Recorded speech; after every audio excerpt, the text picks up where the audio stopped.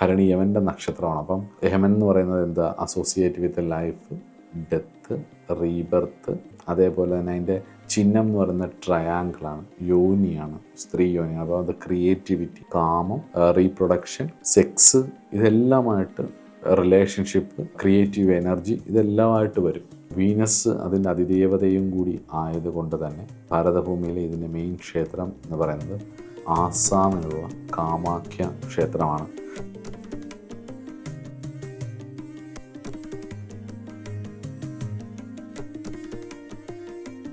ഭരണി നക്ഷത്രക്കാരുടെ ദോഷം ദുരിതങ്ങൾ തീരാൻ വേണ്ടി ജീവിതത്തിൽ ഒരിക്കലെങ്കിലും നിങ്ങൾ കാമാഖ്യ ക്ഷേത്രത്തിൽ പോയി തൊഴുകയും വേണ്ട കാര്യങ്ങൾ, നിങ്ങളാൽ കഴിയുന്ന കാര്യങ്ങൾ ചെയ്യുക എന്നുള്ളതാണ്. അതോടൊപ്പം തന്നെ തമിഴ്നാട്ടിൽ 2 ക്ഷേത്രങ്ങളുണ്ട്. അതിലൊന്നാമത്തെ അഗ്നേശ്വരും സുന്ദരനായികയും കൂടി ചേർന്ന ക്ഷേത്രം നാഗപട്ടണത്തിനടുത്ത് നല്ലടൈ എന്ന് പറഞ്ഞ സ്ഥലത്താണ് അത് സ്ഥിതി ചെയ്യുന്നത്. അതുപോലെ തന്നെ തിരുവള്ളൂരിനടുത്ത് ഒരു ക്ഷേത്രമുണ്ട്, വടരണീശ്വര ക്ഷേത്രം. വണ്ടാർക്കുഴലി അമ്മനും വടരണീശ്വരനും കൂടിയായിരിക്കുന്ന മഹാദേവനാണ് അവിടുത്തെ പ്രതിഷ്ഠ.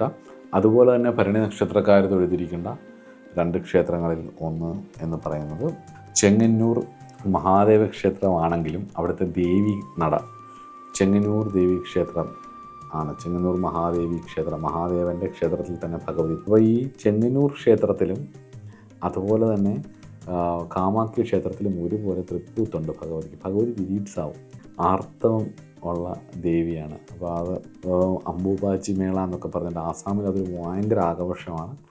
ഇവിടെയും തൃപ്പൂത്താറാട്ടം എന്നൊക്കെ കേട്ടിട്ടുണ്ടാകും. ചെങ്ങന്നൂർ തൃപ്പൂത്തുള്ള ഭഗവതിയാണ്.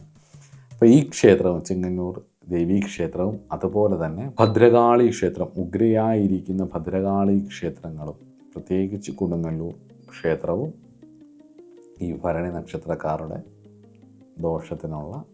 നക്ഷത്രദോഷത്തിനുള്ള ഡെപ്റ്റ് തീരാതിനുള്ള പരിഹാരമാണ്. ഭയങ്കര ഡ്രാസ്റ്റിക്കായിട്ടുള്ളൊരു ചേഞ്ച് ഈ ക്ഷേത്രങ്ങളിൽ നിങ്ങൾ പോയിട്ട് വന്നു കഴിയുമ്പോഴത്തേക്ക് നിങ്ങളുടെ ജീവിതത്തിൽ വളരെ ഡ്രാസ്റ്റിക്കായിട്ടുള്ളൊരു ചേഞ്ച് ഉറപ്പായിട്ടും ഉണ്ടായിരിക്കും എന്നുള്ളത് അനുഭവം കൊണ്ട് ആണ് ഞാൻ പറയുന്നത്.